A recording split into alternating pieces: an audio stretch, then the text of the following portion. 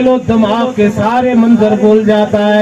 انسان کے سامنے یہ چمکتی ہوئی دنیا بھی ویران قبرستان بن جاتی ہے. ہر شے لب جاندی ہے پر باپ نہیں ملتا, ماں نہیں ملتی. میرے کریم آقا صلی اللہ علیہ وسلم کا کلمہ پڑھنے والوں, میرے کریم آقا صلی اللہ علیہ وسلم کی بارگاہ میں ایک بندہ آیا, کہنے لگا یا رسول اللہ ماں کا مقام بتائیے, باپ کا مقام بتائیے. میرے آقا نے فرمایا الجنت تحت اقدام الامہات. اللہ تعالیٰ نے جنت کے سارے دروازے تیری ماں کے قدموں میں رکھ دیے ہیں.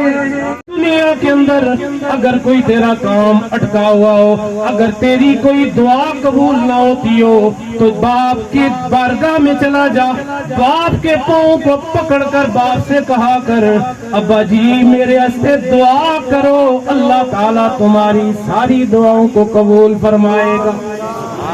اللہ تعالیٰ نے, اللہ کے رسول نے باپ کو جنت کی چوکھٹ قرار دیا. فرمایا باپ تیرے لیے ہاتھ اٹھا کے دعا کرے, اللہ کی بارگاہ میں وہ دعا کبھی رد نہیں ہوتی, ہمیشہ مقبول ہوتی ہے.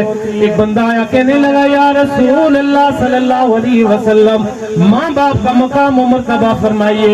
میرے آقا نے فرمایا ماں میں والا دن داری ينظر إلى والديه نظرة الرحمة آتاه الله له بكل نظرة حجة مبرورة.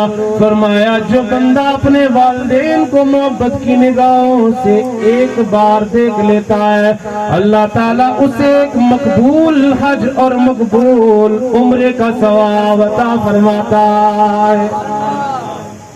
شانہ کی یار سنا باپ دیاں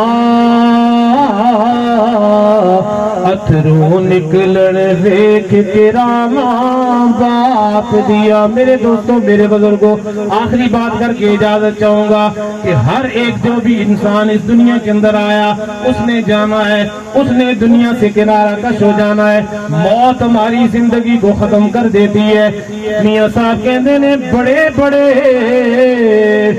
شاذور بہادر اے دنیا اندر آئے